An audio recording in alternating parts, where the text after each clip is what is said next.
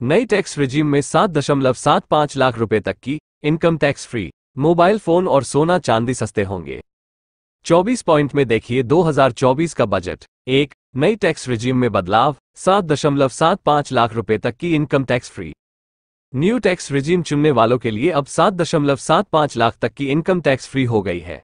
नई tax regime में अब 50,000 की जगह 75,000 रुपए का स्टैंडर्ड डिडक्शन मिलेगा।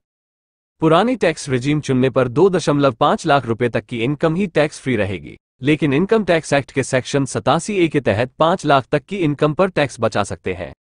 2. मोबाइल फोन और सोना चांदी सस्ते होंगे, सरकार ने कस्टम ड्यूटी घटाए। बजट में इस बार सरकार ने मोटे तौर पर 7 चीजों पर कस्टम ड्यूटी घटा दी है और 2 की ड्यूटी बढ़ा दी है। इससे करीब 7 प्रोडक्ट सस्ते और 2 प्रोडक्ट महंगे हो सकते हैं। सस्ते होने वाले प्रोडक्ट में मोबाइल फोन, कैंसर की दवाएं और सोना चांदी है, वहीं प्लास्टिक से जुड़े प्रोडक्ट महंगे हो सकते हैं। 3. एम्प्लॉय और एम्प्लॉयर्स के लिए रोजगार से जुड़ी 3 स्कीम। पहली बार जॉब करने वालों के लिए स्कीम में EPFO में पहली बार रजिस्टर होने वाले एम्प्लॉयज को 1 महीने की सैलरी के बराबर राशि 15,000 रुपए से ज्यादा नहीं 3 किस्तों में ट्रांसफर होगी। इससे 2 करोड़ 10 लाख युवाओं को फायदा मिलने की संभावना है। मैन्युफैक्चरिंग में जॉब क्रिएशन के लिए स्कीम बी। एम्प्लॉयमेंट के पहले 4 साल में एम्प्लॉय और एम्प्लॉयर दोनों को उनके EPFO कंट्रीब्यूशन के अनुसार इंसेंटिव मिलेगा। इस योजना से 30 लाख युवाओं को फायदा मिलने की संभावना है। एम्प्लॉयर्स के लिए स्कीम सी। सरकार हर एक एडिशनल एम्प्लॉय के लिए EPFO योगदान के लिए एम्प्लॉयर्स को 2 साल तक हर महीने 3,000 रुपए तक का रिइंबर्समेंट करेगी। इस योजना से 50 लाख लोगों को एडिशनल एम्प्लॉयमेंट मिलने की उम्मीद है। 4. एग्रीकल्चर के लिए 1.52 लाख करोड़, किसान सम्मान निधि में बदलाव नहीं। सरकार ने एग्रीकल्चर और उससे जुड़े सेक्टरों के लिए 1.52 लाख करोड़ रुपए दिए। पिछले साल 1.25 लाख करोड़ रुपए दिए गए थे, यानी इस बार किसानों के लिए बजट 21.6% यानी 25,000 करोड़ रुपए बढ़ाया गया। किसानों की लगातार मांग के बाद भी मिनिमम सपोर्ट प्राइस यानी MSP को लेकर बजट में कोई घोषणा नहीं हुई। वहीं किसान सम्मान निधि की राशि भी नहीं बढ़ाई गई है, ये 6,000 रुपए ही रहेगी। इसकी 8,000 होने की उम्मीद थी। 5. 1 करोड़ युवाओं के लिए इंटर्नशिप प्रोग्राम का ऐलान, टॉप 500 कंपनियों में इंटर्नशिप। सरकार 500 टॉप कंपनियों में 1 करोड़ युवाओं को इंटर्नशिप के अवसर देने के लिए एक योजना शुरू करेगी। इसमें हर महीने 5,000 रुपए इंटर्नशिप भत्ता और 6,000 रुपए की एकमुश्त सहायता दी जाएगी। 6. मुद्रा लोन की लिमिट दोगुनी हुई, MSME को अब 10 लाख की जगह 20 लाख तक लोन। मुद्रा लोन की लिमिट दोगुनी हो गई है। पहले इस स्कीम में 10 लाख रुपए तक का लोन दिया था, जो अब 20 लाख रुपए हो गया है। बड़ी लिमिट का फायदा केवल उन्हें मिलेगा जो एक बार लोन लेकर चुका चुके हैं। PM मुद्रा योजना में 3 कैटेगरी है, शिशु लोन, किशोर लोन और तरुण लोन। शिशु लोन के तहत 50,000 रुपए, किशोर में 5 लाख तक और तरुण के तहत 10 लाख रुपए तक का लोन दिया जाता था। लेकिन आगे की खबर पर बढ़ने से पहले चैनल को सब्सक्राइब करके बेल आइकॉन दबा दीजिए, क्योंकि यह आपके लिए 1 सेकंड का काम है, लेकिन इससे हमारी काफी बड़ी मदद होती है। 7. महिलाओं के लिए 3 लाख रुपए करोड़ दिए, हॉस्टल भी बनेंगे। महिलाओं और लड़कियों को फायदा पहुंचाने वाली योजनाओं के लिए 3 लाख रुपए करोड़ से अधिक का आवंटन किया गया है। सरकार वक्फोज में महिलाओं की भागीदारी को बढ़ावा देने के लिए कामकाजी महिलाओं के लिए हॉस्टल बनाएगी। 8. नालंदा को पर्यटन स्थल के रूप में बढ़ावा देगी सरकार। केंद्र सरकार बिहार के नालंदा राजगीर कॉरिडोर सहित नालंदा को पर्यटन स्थल के रूप में बढ़ावा देगी। काशी विश्वनाथ मंदिर की तरह विष्णुपद मंदिर और महाबोधि मंदिर में कॉरिडोर को डेवलप करेगी। 9. फ्यूचर एंड ऑप्शन पर STT टैक्स बढ़ाया। फ्यूचर पर सिक्योरिटी ट्रांजैक्शन टैक्स यानी STT 0.0125% से बढ़ाकर 0.02% हुआ। ऑप्शन ट्रांजैक्शन पर 0.0625% से बढ़ाकर 0.1% लगाने का ऐलान किया गया है। F&O में छोटे निवेशकों की बढ़ती संख्या और घाटे के कारण सरकार ने ऐसा किया। 10. लॉन्ग टर्म कैपिटल गेन की छूट 1 लाख से बढ़ाकर 1.25 लाख। इक्विटी इन्वेस्टमेंट में शॉर्ट टर्म कैपिटल गेन पर टैक्स रेट 15% से बढ़ाकर 20% कर दी गई है। लॉन्ग टर्म कैपिटल गेन पर टैक्स दर 10% से बढ़ाकर 12.5% करने का ऐलान किया गया है। लॉन्ग टर्म कैपिटल गेन की छूट की सीमा को 1 लाख से बढ़ाकर 1.25 लाख कर दिया है। 11. सरकार ने एंजल टैक्स खत्म किया, स्टार्टअप्स को राहत मिलेगी। कोई प्राइवेट कंपनी अपने शेयर उसके फेयर वैल्यू से अधिक कीमत पर बेचती है तो उस कंपनी को एजेंट टैक्स पेमेंट करना पड़ता था। आमतौर पर एंजल स्टार्टअप्स कंपनियों पर लगता था जब उनमें कोई इन्वेस्ट करता था। इससे स्टार्टअप्स को टैक्स से राहत मिलेगी।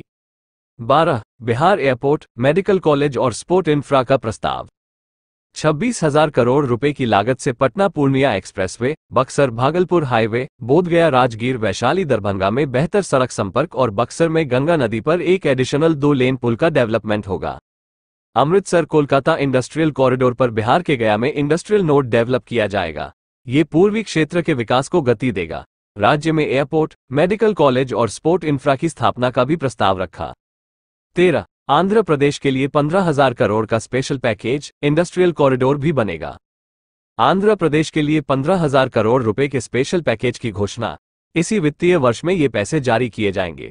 ये सीएम चंद्रबाबू नायडू के ड्रीम प्रोजेक्ट अमरावती को डेवलप करने के लिए महत्वपूर्ण होगा। विशाखापट्टनम, चेन्नई और वाल हैदराबाद इंडस्ट्रियल कॉरिडोर स्थापित किया जाएगा। इसके साथ ही एक हैदराबाद बेंगलुरु इंडस्ट्रियल कॉरिडोर भी बनेगा। रॉयल सीमा, प्रकाशम और उत्तरी आंध्र प्रदेश जिलों के लिए स्पेशल बैकवर्ड एरिया फंड की भी घोषणा। 14. डिफेंस के लिए 6.22 लाख करोड़ रुपए का बजट। डिफेंस के लिए 6.22 लाख करोड़ रुपए का बजट अलोकेट किया है। ये फरवरी में अंतरिम बजट में मिले 6.21 लाख करोड़ रुपए से 400 करोड़ रुपए ज्यादा है। हथियारों की खरीद और सैलरी पेंशन को मिलने वाला बजट जस का तस है। 400 करोड़ रुपए की बढ़ोतरी रक्षा मंत्रालय के हिस्से गई है। 15. 1 करोड़ लोगों को हर महीने 300 यूनिट तक फ्री बिजली फॉर्मूला। पीएम सूर्योदय योजना के तहत 1 करोड़ से अधिक घरों में 300 यूनिट सोलर बिजली फ्री दी जाएगी। अंतरिम बजट में इसकी घोषणा हुई थी।